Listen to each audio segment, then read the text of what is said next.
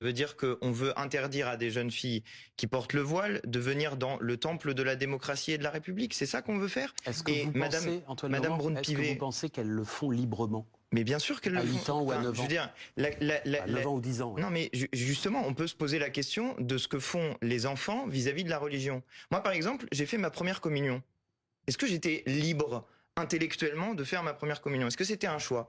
Il y a une question qui est posée. On peut se poser la question de savoir si, oui ou non, des jeunes enfants, quand ils sont dans des établissements privés, sont dans une logique d'indépendance vis-à-vis de ce que décident, peut-être pour eux, leurs parents et le cadre scolaire. Ça, c'est une question qu'on pourrait se poser effectivement. Mais pourquoi on se pose toujours la question que pour les jeunes femmes musulmanes? Pourquoi toujours les mêmes se prennent des polémiques tous les jours où on leur dit qu'elles ne seraient pas qu'elles ne devraient pas être considérées pleinement comme des citoyennes de la République française. Pardon, mais là, quel est le sujet? Vous l'avez dit. Robert Ménard, vous l'entendez cet argument? Je veux finir sur ça.